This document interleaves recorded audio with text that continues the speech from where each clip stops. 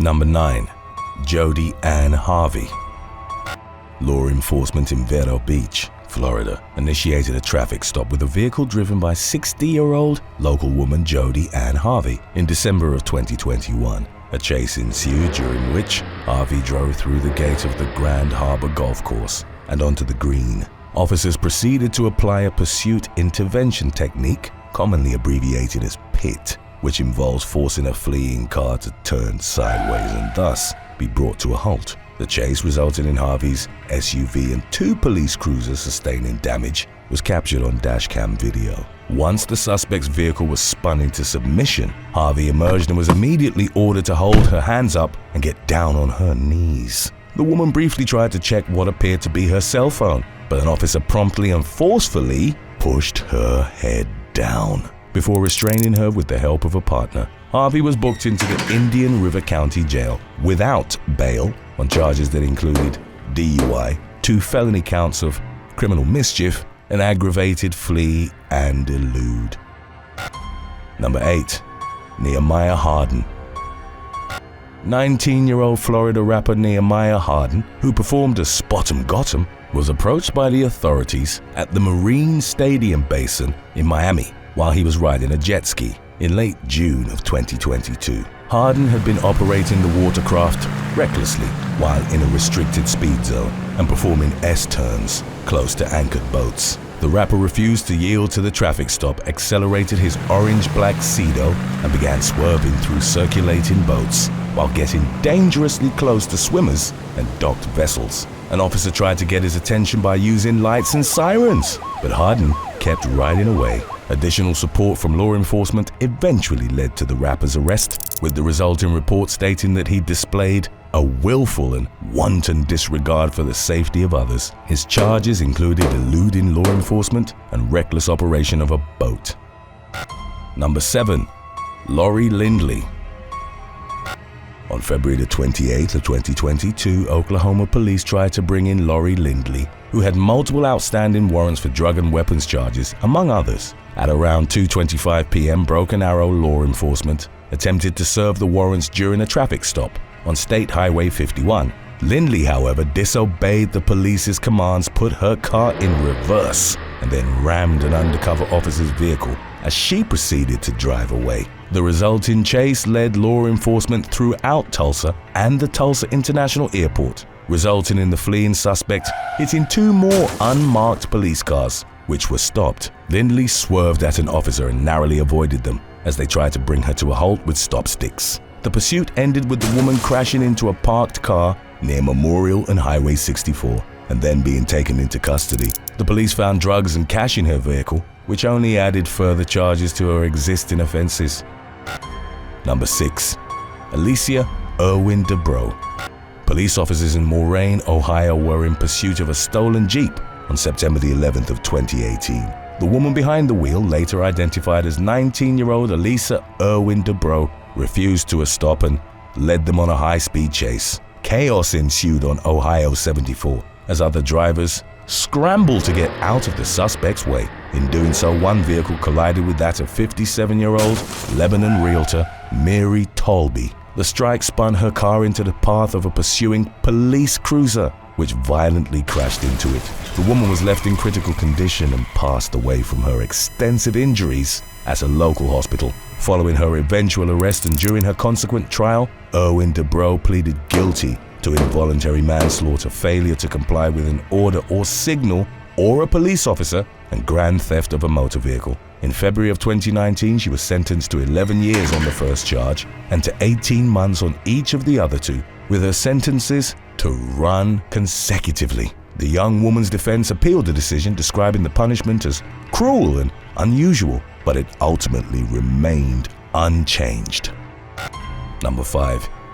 Yonis Cruz Peña.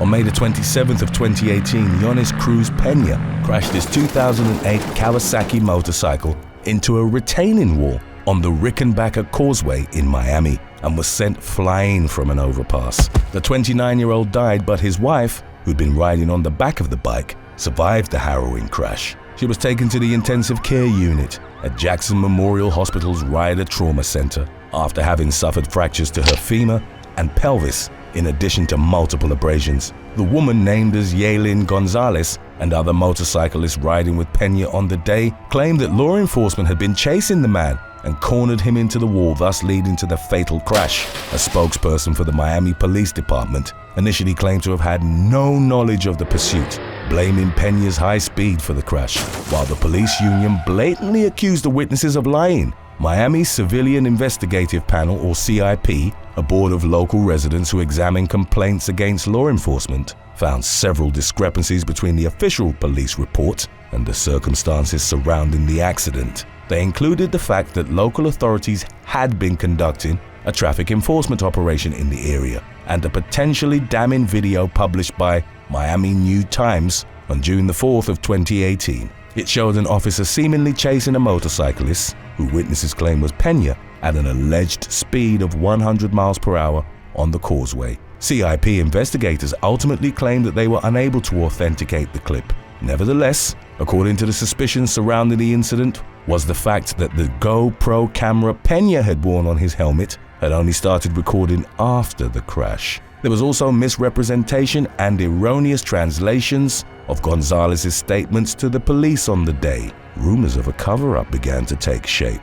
As of the latest updates, the incident was undergoing a fourth investigation carried out by the Miami Police Department Professional Compliance Bureau, reviewing evidence gathered by CIP, the Internal Affairs Unit, and the State Attorney's Office.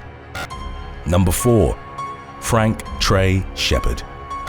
18-year-old Andrea Espino was driving towards the San Jacinto Junior College in the greater Houston area of Texas in April of 2015. Roughly half an hour earlier, the police had tried to pull over a blue Chrysler 300 driven by 41-year-old Frank Trey Shepard. The vehicle had been engaged in what was deemed as suspicious activity that included 2 unsafe lane changes. Shepard sped off as law enforcement approached his Chrysler in the Cross Timbers area of US 59. During a chase that was shown on live television, Shepard reportedly called 911, claiming he had a child in the car and threatening to harm them if the police didn't give up the pursuit. After nearly half an hour, over the course of which multiple police cruisers lined up behind Shepard, the chase ended at an intersection in Harris County when he plowed into the car driven by Espino and sent it spinning. He then crashed into another vehicle, causing a pileup. After finally being brought to a stop, Shepard got out of the Chrysler as 2 Houston Police Department officers had their weapons aimed at him. The man then reached back inside the vehicle, at which point law enforcement assumed he was trying to grab a weapon, opened fire on him, letting off 10 to 12 rounds. Shepard, who had a criminal record and an outstanding arrest warrant for assault at the time, was killed. No weapon or child was found in the vehicle. Espino, who didn't remember the crash or ensuing gunfire, was taken to a local hospital and later released after being treated for a head injury. Number 3. DeMarcus King. In June of 2022, officers from the Franklin Police Department in Arkansas tried to pull over a vehicle for going 80 miles per hour in a 60 mile per hour zone. The driver, 18-year-old DeMarcus King, gave the police a fake name and then fled as they were checking their records. He then led them on a chase from Franklin down Highway 79 to Highway 6 south of Hearn, reaching speeds of up to 120 miles per hour. King was at the time a capital murder suspect in the shooting of 39-year-old Anthony Cousette, which had occurred at Jacksonville's Johnson Park on March the 28th. During the chase, he turned abruptly near a railroad bridge and crashed into an embankment. As reported by the pursuing officers, King then got out of his car and shot himself in the head. A medical helicopter airlifted him to St. Joseph Health Hospital in Bryan in critical condition, and he later passed away. King's passenger, a woman from Bryan, was taken into custody, interrogated, and later released without charges. Today's topic was requested by Ghost Santana, Soundwave, and Tawana Coleman. If you have any other topics you'd like to learn about, subscribe and let us know in the comments section below. Number 2. Los Angeles motorcycle crash.